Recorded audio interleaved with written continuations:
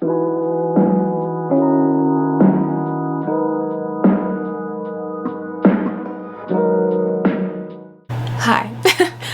So it is September 12th today, and I'm just here to kind of talk about the books that I've been currently reading. So here's the thing, I definitely am not making TBR videos anymore, more so because I would be lying to you if I did. I don't enjoy limiting myself or making very rigid rules in terms of what I need to read for the month, but during the fall and autumn season I just love to kind of tap into how I'm feeling and do everything based on that. So I have all my books right here, which I'm going to make these very quick because I'm not done with any of them. I've gotten to at least 70 pages in almost all of these books. I think at this pace I can finish them all by the end of the month.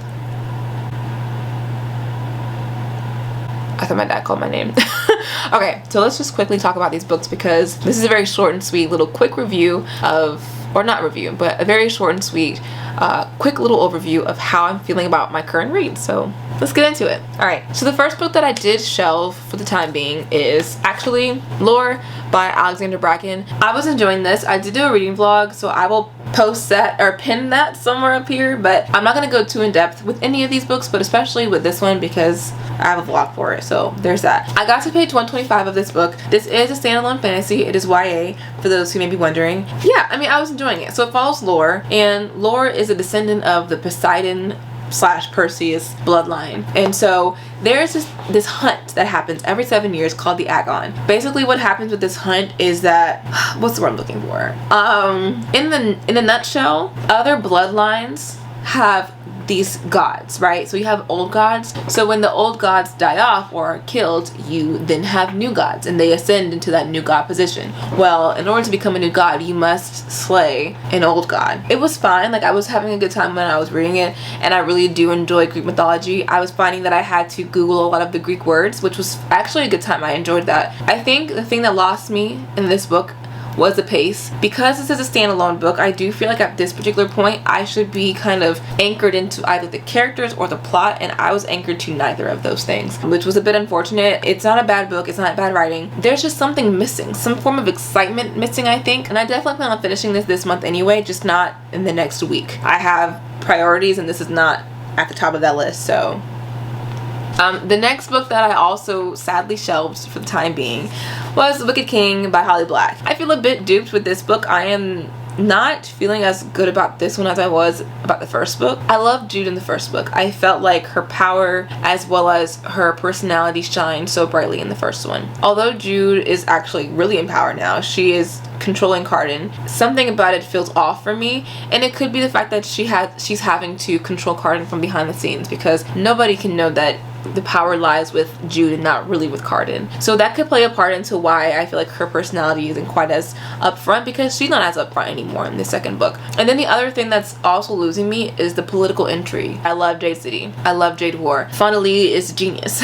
She is a genius when it comes to writing plot, characters, and political intrigue in books. Politics is not my thing naturally, but what I can say is that this book it has this very small seed of politics in it that's just uninteresting. Because of the conversations surrounding who's plotting against the Fae in this book, I don't care enough, and it's partly because I can't spoil it, so I won't say who's plotting against them, but this particular realm of people, I don't know much about them. I don't really care about them that much, so knowing that they're plotting against Cardan and his people doesn't have me intrigued or interested at all. So a book that I am loving so much that it's taking up actually a majority of my time. When I pick up a book, this is the one I'm going to first throughout the day, and that is The Atlas 6 by Olivia Blake. This book is spectacular so far. So it takes place predominantly in London, and we follow 6 magicians. One of them is an empath, but he's confused with being an illusionist. One can see through illusions. 2 of them are physicists, which basically means they can pretty much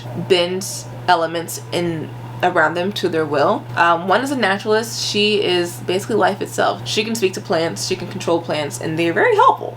You wouldn't believe it, but they're very helpful. And then you have a telepath. She has the ability to read people's minds. All of them are approached by this very mysterious man named Atlas Blakely. He approaches them with this deal. Come to this place, show your talent, and compete to become an initiate of this secret society, the Alexandrian Society. There are a lot of magicians in this world. However, these are the top magicians. They're going to be competing for the entire year to become initiates of the Alexandrian Society. This society pretty much has all this access to text and information on humanity and the world's secrets, and these secrets will gain them access to power and wealth and prestige. So of course for them, they're like, well, who wouldn't want that? The problem is that only 5 of them can become initiates. 1 of them will not make it. At this point in the book, I have no idea what the criteria is going to be, what they're going to be judged on. No idea. In terms of the characters, they're all really cool because they each have their own ability, and their personalities really reflect kind of what they can do. When I open this book and read it, it makes me feel like I should be doing my research for school. I would say this book is similar to Ninth House in the sense of academia, although I think academics is more prominent in Atlas 6 versus Ninth House. The vocabulary in this book is very extensive. It definitely has this higher education feel. It kind of reminds me of how I feel when I'm reading peer review articles, but you don't have to ever have gone on to higher education to be able to read this book, which is also great. There are so many lines in here that I love that are speaking directly to academics, and how knowledge is power, and how the more that you know, the less you feel you know about the world around you. It's all very interesting, but this book is just so darn good, and if you haven't picked it up yet, you definitely should. So that's like my top priority book right now. It's the one that when I want to get in bed and read, it's the one that I'm picking up out of all of these at the moment. So next is a buddy read that I'm reading with Mel. We're reading Dune by Frank Herbert. Quick synopsis. Follows this boy Paul and his family. Paul is like this, he's a young boy who has like this prophecy over him. He's going to become this man called Muad'Dib, and I'm not even sure who he is or what that means quite yet. The dream that the people in this book have, they need Paul to achieve that dream. Paul and his family are taking a trek to the planet Arrakis because there's just a spice there called melange, I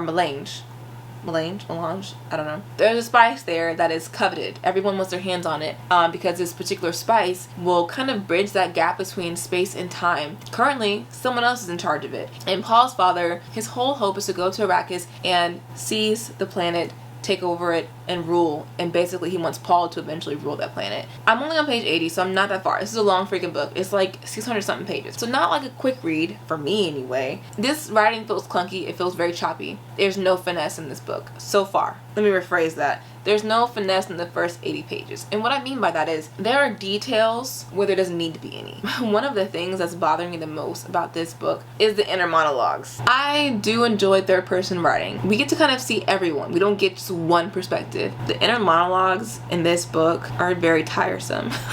Let me just give you an example of what it looks like. So imagine this is me doing the inner monologue. I really don't like inner monologues in Dune. She thought. There can be 5 inner monologue moments, and after every one it'll be he thought, she thought, they thought, and I don't like that. I've read many books that had inner monologues and they didn't always utilize the words or the word thought at the end. This book is telling me everything. I haven't seen anything so far, and I feel like with sci-fi there's so much you can play around with when it comes to the world building, so I'm a bit disappointed in that too. People love Dune. I'm quite bored with the story. I know I'm only on page 80, so I know I have quite a bit to go, and at the moment I'm just not reeled in yet, and I really want to be. So we'll see if it gets better. I mean, I hope that it does, because everyone seems to love this first book, and I want to know why. You know, I want to experience why, so we'll see. And so the other book that I'm reading, I'm not going to talk about too much, and it's for my Patreon Buddy Read Book of the Month, and it is 7 Days in June by Tia Williams. Bottom line is, I'm enjoying how honest and real this book feels. So this book is definitely kind of like that second chance love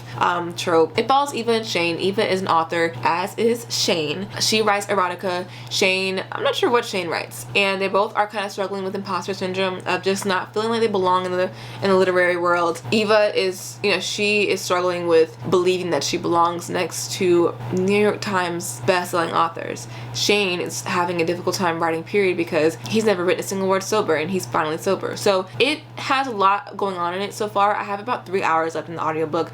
I think I'm just really enjoying how real these characters feel. They read as though they are based off of real people. They have real ailments. They have real things that they're trying to work through. Addictions, chronic illnesses, friends, family, children, careers that they're working through. And I appreciate that kind of writing that it's a contemporary novel. And I think the thing I love about contemporary books is that they can be modern, they can be fun, and there are real emotions coming off the page. So I'm really enjoying it so far. I have 3 hours of the audiobook left, but I'm listening to it on like 2.5 speed. So I'm really on page like 40, I think. So not that far. I'm hoping that it continues to be a good experience though. Moving on to the last book that I'm reading this month at the moment so far is A Box in the Woods by Maureen Johnson. This is a part of the, well, not really a part of Truly Devious, but it's like book 4 technically of Truly Devious. It is a standalone, so you can read it without having read that trilogy, because I haven't yet. But this does follow Stevie, who is the main character in the Truly Devious series. Stevie's back at it again. She's been hired by this man who runs a camp that had a murder occur back in the 70s. 4 teenagers were murdered in the woods, and their bodies were found in a box in the woods. And Stevie has been recruited, her and her friends, to come to this camp for the summer, help, I forgot the man's name, I don't remember. They're recruited to help him solve the murders that happened in the box in the woods back in the 70s. One thing I can say I love about the writing so far is that I'm enjoying how we weren't just told about the murders that happened way back then.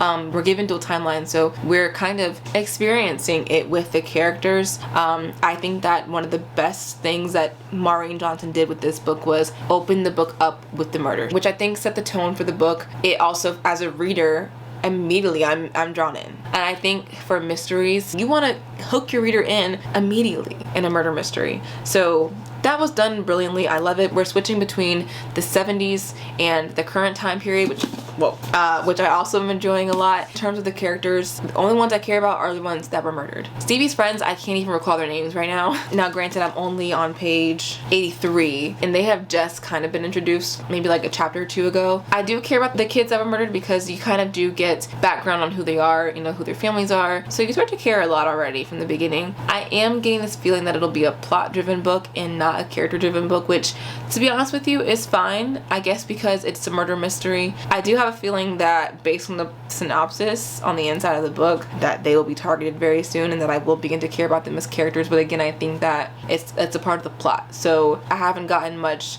personality or uniqueness in terms of Stevie and her friends, which, I mean, I don't think it'll hinder the story for me. I think if the plot is strong enough that I will be okay without really knowing too much about the characters. From what I've heard, Maureen Johnson's a great writer, so I have all the faith that this book will be probably 5 stars. I hope so. But that's really all that I'm reading in September so far. Yeah, so you probably won't be seeing any more TBR videos from me. If you do in the future, mind your business. Don't even say anything. Don't even remind me that I said this in this video, okay? But I just don't think that I'll be making them because they're not real. Unless I'm doing a readathon of some sort or a read-along, then that's different. But I don't think that I'll be doing that in the future. So anyway, if you did get to the end of this video, number 1, I hope you have a great September. I hope that you have a great fall/autumn season. I hope that you're reading all the books that you want to read. And if you want to get in touch with me for whatever reason at all of my social media links are down in my description box. So if you'd like to hang out just a little bit longer, you can hit me up on those accounts. But in the meantime, I will see y'all in my very next video. So goodbye.